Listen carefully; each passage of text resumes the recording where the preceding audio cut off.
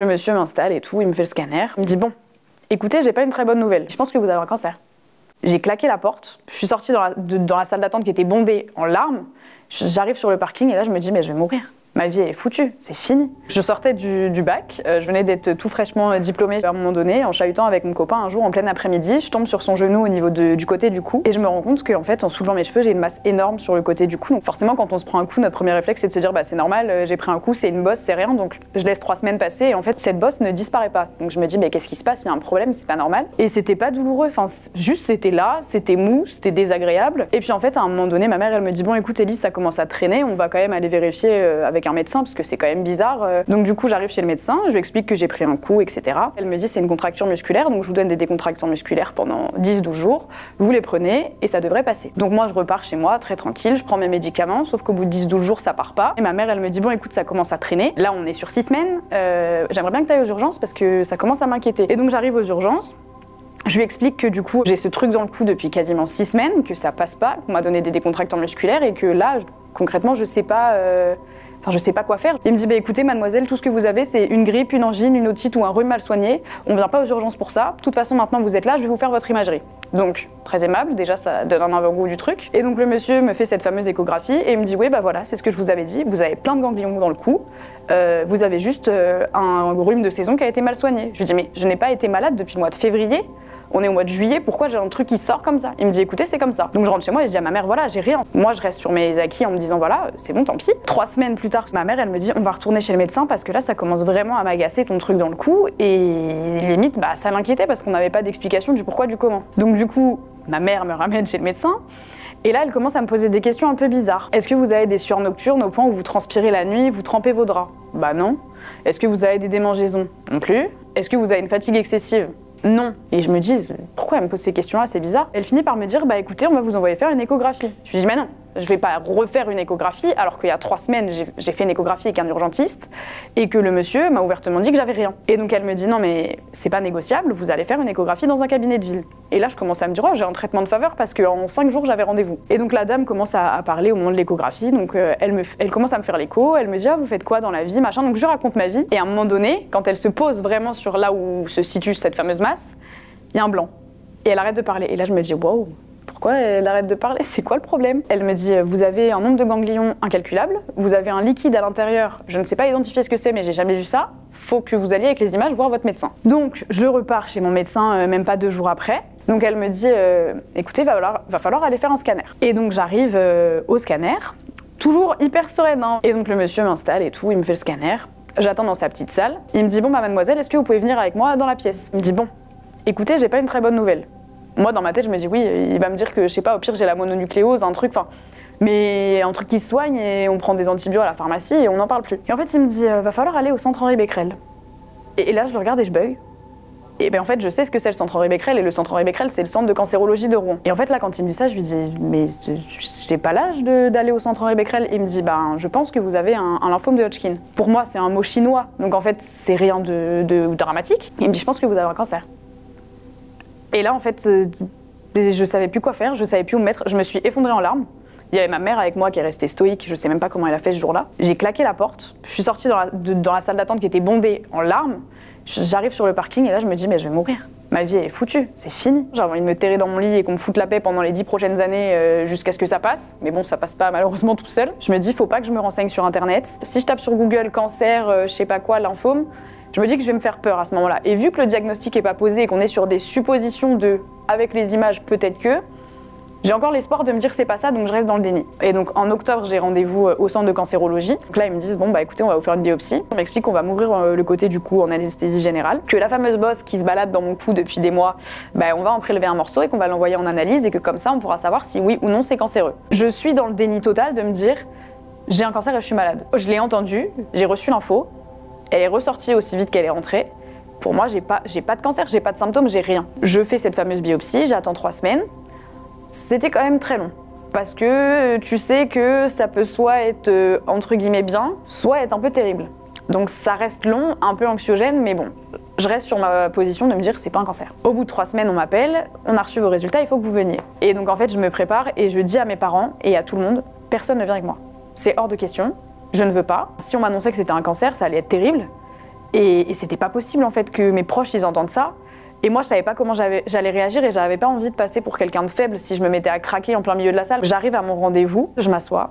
Et il me dit, bon bah écoutez, vous avez un lymphome de Hodgkin. Donc ça, j'avais bien compris que le lymphome de Hodgkin égale cancer, ça s'était bien imprégné dans ma tête. Il m'explique qu'en gros, c'est un cancer du système lymphatique, donc que ça rentre dans la catégorie des leucémies, que concrètement, ça se balade dans tout mon corps parce que c'est du liquide lymphatique et qu'il y en a partout. Et il me dit, va falloir faire un examen complémentaire qui s'appelle un PET scan pour savoir connaître le stade et les traitements qu'on va devoir vous administrer. C'est un scanner avec injection de glucose, que pendant 45 minutes, je vais devoir être couchée dans une salle, sans téléphone, sans rien, parce qu'en gros, faut pas avoir de divertissement, de choc ou quoi pour que le glucose il fixe sur les cellules qui sont cancéreuses en fait. Après le fameux rendez-vous du cancérologue, il a bien fallu que je mette tout le monde au courant que c'était bel et bien un lymphome de Hodgkin. Donc j'explique que voilà, va falloir que je fasse le fameux PET scan à mes parents et à mon copain, sans trop en dire parce que pour l'instant on marche un peu sur des œufs et on sait pas trop ce qui va m'arriver. Moi je suis super stressée, j'imagine le pire en fait là. On passe de la Élise très sereine où YOLO tout va bien, à la Élise qui se dit je vais mourir. Ça se trouve ils vont me dire que vous êtes en stade terminal, c'est fini, on peut plus rien faire. Enfin, en fait, je m'imagine le pire. Pour le PET scan, mes parents décident de venir. Donc je ressors de ce rendez-vous avec absolument rien. Je ne sais rien.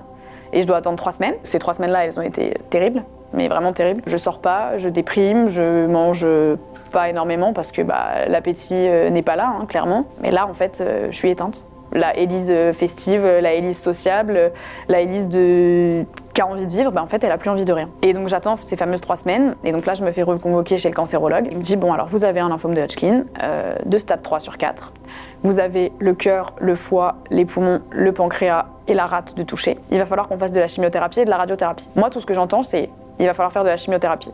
Dans ma tête, c'est, je vais perdre mes cheveux. C'est pas possible. Parce que si je perds mes cheveux, tout le monde va savoir que je suis malade et que moi, j'ai pas envie que tout le monde soit au courant que je suis malade. Donc en fait, je prends l'information et je lui dis, écoutez, je vous remercie, hein, mais bonne journée. Je prends mon sac, mon manteau, je claque la porte, je m'en vais. Et en fait, au bout de 3 semaines, la secrétaire, elle me rappelle. Elle m'a dit un truc vraiment violent, mais je la remercierai jamais assez parce que sans elle, je serais peut-être même pas là aujourd'hui. Elle me dit, mais écoutez, Élise, vous savez qu'avoir des cheveux, c'est bien, mais si vous avez des cheveux dans une tombe, ça servira pas à grand chose. Je me dis, mais t'es débile, mais t'es complètement à côté de tes pompes, t'es en train de dire non. Je veux pas qu'on me soigne. Donc je dis, écoutez, redonnez-moi un rendez-vous. Elle me dit, je ne jugerai pas ce que vous avez fait, chacun réagit à sa manière, c'est très compliqué ce qu'on vous annonce, en plus vous êtes relativement jeune. Elle me redonne rendez-vous, donc il m'explique un peu plus les traitements, qu'il va falloir que je fasse 12 séances de chimiothérapie, et c'est très rapide, 15 jours après, je rentre dans la machine des traitements. Je refuse à nouveau que qui que ce soit vienne avec moi, donc j'y vais toute seule. Au bout de ma vie, je me dis, ça y est, là c'est la merde. Là, vraiment, c'est pas drôle. Et tu vois les gens dans les couloirs avec des pieds à perf, et t'en vois en fauteuil, et t'en vois qui ont des sondes dans le nez, et t'en vois qui ont des trous dans la gorge, et t'en vois qui sont vraiment mal. Et tu te dis, mais je vais ressembler à ça. Et en fait, j'ai l'impression de ça, j'ai envie de dire, mais pincez-moi, réveillez-moi, je sais pas, on est dans un cauchemar. Donc il me commence à me perfuser, etc.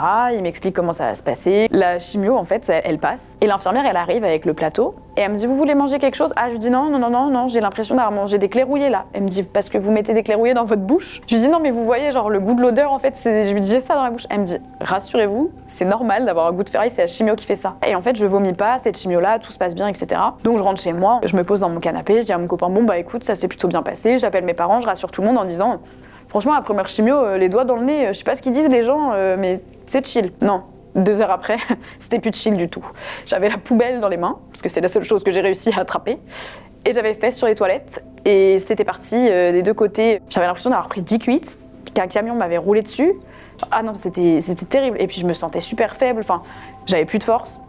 Mes jambes tremblaient, j'arrivais plus à porter quoi que ce soit. J'ai dû appeler mon copain en lui disant, écoute, je suis sur les toilettes et en fait je n'arrive pas à me relever. Tous les 15 jours en fait, je faisais mes traitements de chimiothérapie. Elle me couche quand même quasiment 1 semaine. On te défonce la tronche là. 15 jours après, quand tu commences à te dire je sors la tête de l'eau, allez paf, on t'en remet une, histoire d'eux. Mais de toute façon c'était obligé. Un bon mois après le début des traitements, j'étais contre un mur, face à mon miroir. Je détache mon élastique et là, je vois qu'il y a des cheveux dessus, mais pas des cheveux en mode j'ai passé la journée avec les cheveux attachés, il y en a 2-3. Une touffe énorme. J'appelle mon copain, parce que moi j'adore me faire du mal à ce moment-là. Je dis, tu peux prendre une photo du dessus de ma tête s'il te plaît? Quelle idée de merde. Ah, il prend la photo, là je me rends compte qu'en fait j'ai une calvitie quoi. Et là je me dis waouh, c'est chaud. Comment je vais faire? Parce que moi il est hors de question que je rase mes cheveux en fait. À ce moment-là j'étais pas prête, donc j'ai jamais rasé. Je me baladais avec une petite queue là, mais vraiment j'avais très peu d'épaisseur, une petite queue tirée sur l'arrière avec un petit bout de chignon qui était ridicule. Et j'essaye les bonnets et là je me dis non mais c'est écrit sur ma tête, j'ai un cancer. Et moi il y a des proches au moment où j'étais en traitement qui ne savaient pas que j'étais malade. J'aimais pas les bonnets, j'aimais pas les casquettes, j'ai fini par les aimer, mais les trucs très traditionnels. Hein. Je suis allée chez Intersport avec mon copain. Il me dit ah, ça tirait bien ça, t'en penses quoi? Je l'essaye, je dis ah ouais, il est trop beau. C'était un bonnet Levi's gris basique, rien de plus ouf. Mais en fait, il cachait cette calvitie. Et ce bonnet, du coup, maintenant, je l'adore parce que c'est vraiment le truc qui m'a aidée. Les 10 chimios que je fais, j'en fais 12, mais sur les 10, ça se passe toujours de la même manière. Je rentre chez moi, je vomis, ainsi de suite. Moi, je me suis dit, mais plus j'avance dans les traitements, plus ça va aller parce que mon corps, il s'habitue à la chimio. Mais non, c'est pas ça. La vérité, c'est qu'en fait, la chimio, ça tue les bonnes et les mauvaises cellules. Sauf qu'en fait, plus on avance, plus on tue tout. Donc en fait, le corps, à un moment donné, il est au bout de sa vie, il en peut plus. J'arrivais plus. Et même psychologiquement, il y a un moment, tu te rends compte que tu as des bleus sur le corps, que tu es super fatigué, que plus ça va, plus la récupération elle est longue. Tu te rends compte que tu es plus capable de beaucoup de choses. Moi, marcher plus de 5 minutes, c'était pas possible. J'avais l'impression d'avoir 85 ans, quoi. La 11e chimio, là, on n'a pas rigolé. Je fais cette chimio et ils me disent, t'inquiète pas, on va donner du Xanax, du Zofren, de l'Emen, du Primperan. Donc Xanax, on va te détendre, t'inquiète, ça va bien se passer. Et tout le reste, c'est des antivomitifs, donc tu vas pas vomir. Et je m'en rappellerai toute ma vie, et j'ai traumatisé l'animatrice du centre de cancérologie d'ailleurs. Elle me raconte un peu des trucs et il me déperfuse à ce moment-là. Et en fait, j'étais dans une chaise avec un plateau qui bouge comme ça, là, pour manger. Et le plateau était devant moi.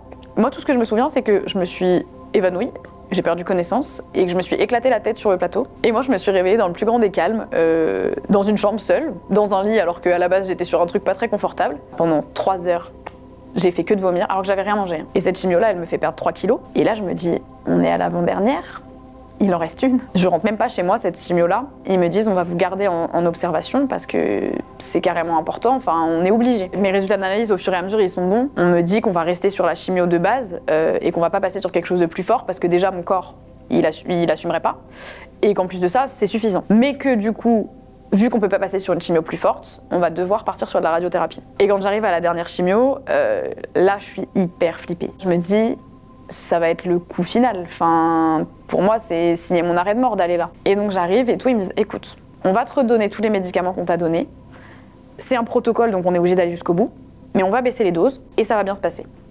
Effectivement, ils baissent les doses, la chimio dure beaucoup moins longtemps. Je m'évanouis pas, je rentre chez moi, je vomis le classique, hein, mais ça va. Les chimios sont finis.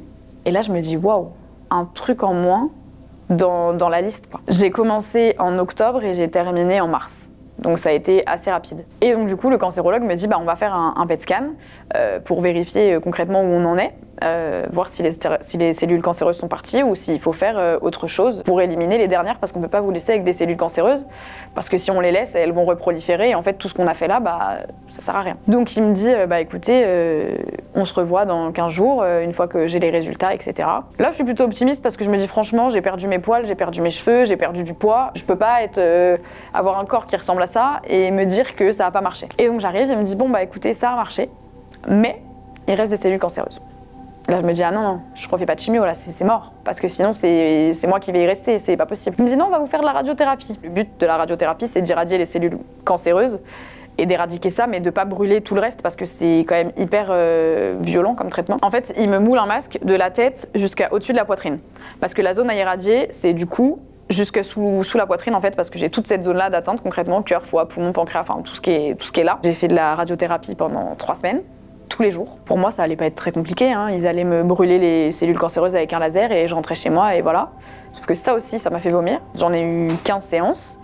Ça a permis d'éradiquer les dernières cellules cancéreuses. Le cancérologue, il me dit, voilà, la radiothérapie est terminée, vous aurez des rendez-vous avec moi et le radiothérapeute pour contrôler quand même qu'il n'y ait pas trop d'effets secondaires, etc. Et on attend les résultats de tout ce qu'on vous a fait et on vous envoie un courrier. Et le 20 juillet, je reçois un courrier dans ma boîte à lettres tamponné CHB. J'attrape cette enveloppe et en fait, je veux pas l'ouvrir. Je veux pas l'ouvrir parce que j'ai peur. Je me dis, mais mon destin, il est là. Et là, en fait, je l'ouvre, je lis ça et je dis à mon copain, lis. Je crois que j'ai pas compris. Il me dit, mais ça y est, là, t'es en rémission, c'est fini. Et en fait, là, j'avais l'impression que vraiment, il y avait 12 parpaings sur chaque épaule qui se sont barrés. Je me sentais légère, j'avais l'impression que je pouvais voler. Et ça y est, le plus gros du gros est fini et j'ai plus de cancer en fait. Vient le retour de mes règles parce qu'on m'avait dit pendant la chimiothérapie, vous arrêtez surtout pas votre pilule, il faut préserver vos ovaires parce que au stade où j'étais, on n'a pas eu le temps de faire de la préservation de la fertilité. Donc il faut surtout pas que vous ayez vos règles pour pas que les ovaires travaillent et qu'ils soient au repos le plus possible. Et en novembre, donc j'ai mes premières règles depuis les traitements et là, je peux plus marcher. Je tâche mon pantalon en 30 minutes. Je finis aux urgences gynécologiques parce que je perds trop de sang, parce que je fais des malaises, parce que j'ai des douleurs.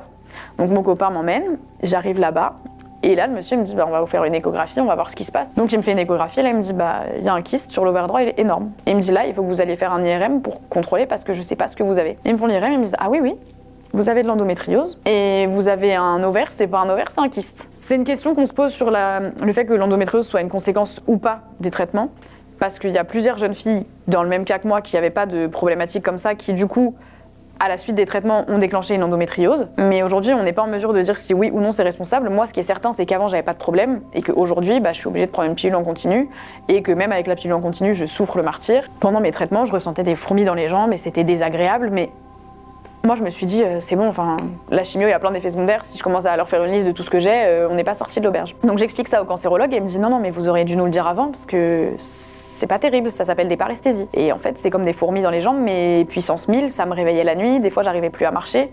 Et c'est pas le truc où on a des fourmis, on marche 2 minutes et ça passe. C'est vraiment, ça passe pas. Et donc il me dit, il faut aller voir un neurologue. Donc je vais voir un neurologue et là, il me dit, fermez les yeux, je vais vous faire des tests de réflexe. Il fait les tests de réflexe. Moi, j'ai les yeux fermés, donc je capte pas ce qui se passe, si je dois bouger ou pas bouger, j'en sais rien. Et en fait, quand il finit ses tests, il me dit, vous pouvez ouvrir les yeux, mais j'ai pas une bonne nouvelle.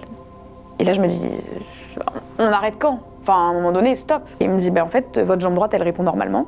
Votre jambe gauche, elle répond à rien. Ou partiellement, mais c'est ridicule, quoi. Et il me dit, je vais essayer de vous planter des aiguilles, vous me dites si vous sentez quelque chose. Par la jambe droite, ça m'a fait super mal. À la jambe gauche, je pense qu'il aurait pu peut-être même transpercer mon pied, c'était... Vas-y, hein. Conclusion, il me dit, vous avez une dégénérescence moteur du nerf sciatique. Concrètement, on peut rien faire.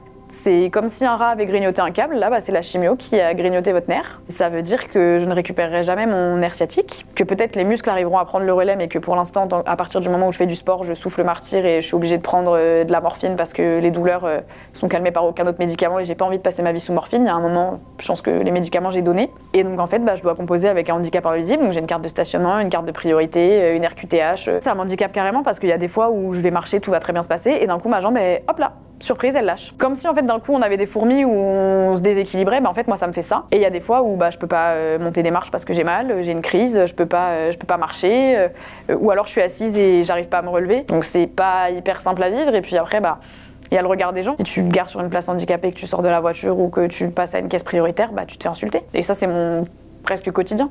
Et c'est hyper fatigant d'avoir des gens qui n'y connaissent rien et qui viennent juger. Il a fallu réadapter ma vie après tout ça en fait. En juillet 2025, si tout va bien, je pourrais dire que je suis guérie et j'attends ce moment avec vraiment impatience. Enfin, pour moi, ça va être encore une étape phare. Je suis devenue auto-entrepreneuse et conférencière handicap. Donc concrètement, je vais sensibiliser dans les entreprises au sujet du handicap, au sujet du cancer, au sujet de l'endométriose, en donnant et des données théoriques et en parlant de mon parcours pour que justement les gens prennent conscience des choses et que ça ouvre les mentalités. Et en parallèle, je fais de la sensibilisation du coup sur les réseaux sociaux au cancer, à l'endométriose et au handicap invisible. Parce que moi, j'ai pas été informée quand j'étais malade et j'aurais vraiment aimé avoir toutes ces ressources-là. Je dirais que peu importe la nouvelle qu'on apprend, si on apprend qu'on a un cancer, si on apprend qu'on a un handicap, ça va être compliqué.